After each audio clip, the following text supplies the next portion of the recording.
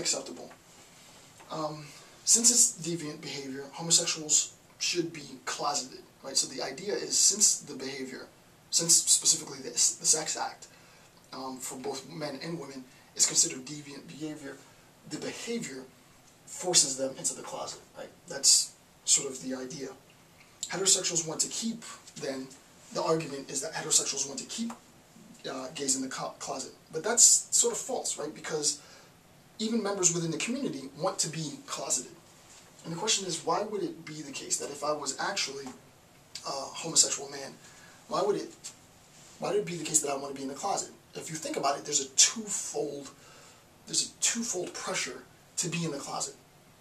There's a pressure to be in the closet insofar as the lifestyle is considered deviant, and thus heterosexual normativity supports closetedness. I'll say that again, right? Heterosexual normativity supports closetedness because, barring social cues, you'll be identified as being heterosexual. So there's that. But then there's also the problems of coming out, and all of the discrimination, all of the insults, and the possible threats to your life if you are gay and you come out. There's a lot of social ramifications for coming out. There's a lot of bad things can happen, and a lot of bad things do happen. So it's not only the case that this idea of closetedness exists on a societal level, but there's a twofold level. There's a social pressure to remain in the closet, but for some members, not all. Some members of the LGBTI community, they feel that they need to stay in the closet because of the fear of repercussions from coming out. Me personally, on a side note, I think it's deplorable for someone else to force someone out, right? And this is like the latest trend in politics and music and so on. Oh, that guy's gay, or oh, she's a lesbian, and somebody else will throw him out the closet. I don't think there can be anything worse than that act, because part of an individual's identification is either being closeted or not being closeted, and I don't think it's right for anybody to do it. That's just my personal point. If somebody wants to come out, they come out on their own time, on their own terms. So Sedgwick describes the closet as a relation then, right? Rather than a place, right? Now, obviously, it's not the place like the closet, metaphorically speaking. But when she means place, the idea of the closet previously was an idea that insofar as I exist within spatial relations, when I'm in a particular space, let's say a space that's not conducive to homosexual identity, then I transform who it is that I am to accommodate to relationships in that space. What Sedgwick is saying is that it is the relationship that is closeted, right? Because insofar as I am closeted, there's only so much that you will be able to access or understand of my identity, because depending on my level of comfort, I will or will not allow you to truly understand who it is I am and what it is I am. And there's this great example that she uses to illustrate this point. She said she was, if I remember, she was in New York or something, and she saw somebody wearing a shirt, and the shirt said, "I am out, therefore I am." And sort of in this Cartesian sort of cogito sense, that my identity isn't just the fact that I've come out of the closet, right? It's not simply the fact that I said that I'm out, that I exist. That's sort of a superficial understanding of I am out, therefore I am.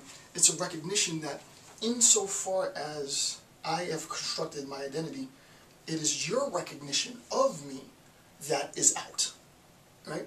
Why? Because now you're forced, right? Now you're forced to switch the mode of interpretation. A place that, to give you a sense of what queer theorists are doing, when you read a text, instead of assuming that the main characters are heterosexual, assume that they're homosexual, and to transform the way you look at things. Instead of assuming that everyone you see is heterosexual, assume that they're homosexual, or disregard sexuality. Right? It'll change the way that you think, because now what ends up happening is when I come out, when I say I am a gay woman, I am a gay man, it's not so much, I mean, not even let alone wearing a shirt that says I am out, therefore I am. What ends up happening is your recognition of me, and this is sort of recognition in Spivak's second sense, of representation. My representation of myself and your recognition of that representation is a representation. I am representing myself to you as really, to be technical, that which I always was. I'm not going to get into this. It sounds Nietzschean, right? This is almost like ERS, but it's like how do you say this to make it real simple?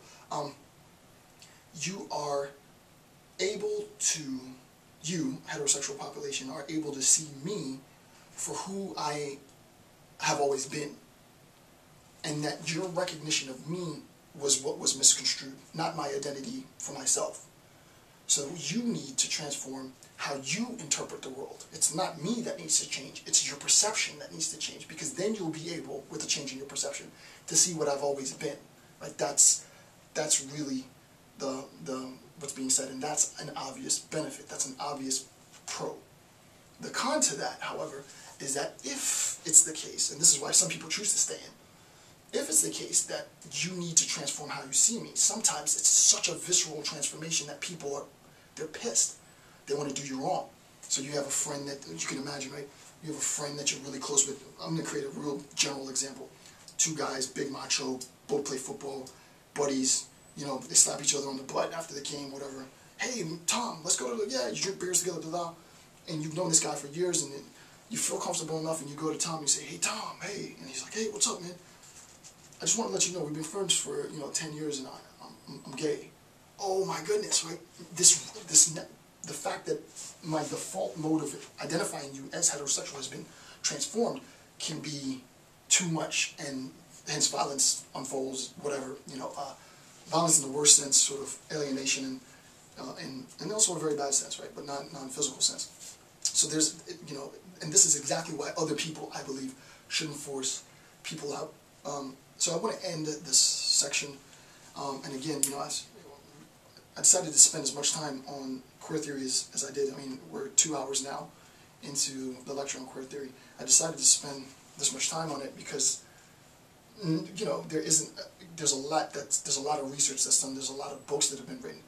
There's a lot of stuff out there, but it's not accessible. I wanted to make this accessible so that anybody, anywhere in the world, could watch this YouTube video and get an understanding of what it means. And hopefully it'll help change your perspective.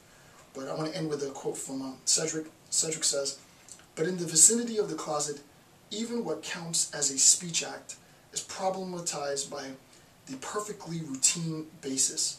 Closetedness itself is a performance initiated as such by the speech of silence." Right? So that even not talking is a speech act. That my silence becomes a speech act.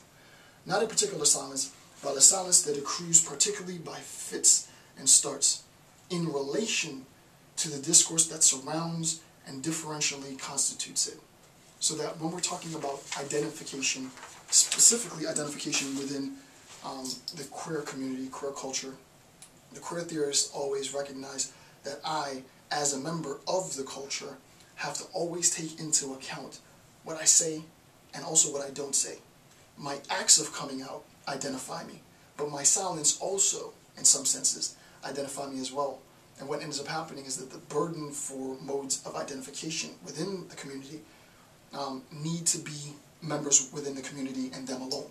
It can't be the case that heterosexual population says that you're not like me and I identify you insofar as I reject your identity. Or because what you do, this act that you do is so deviant and so perverse, I am now going to identify you as that act. That also is wrong.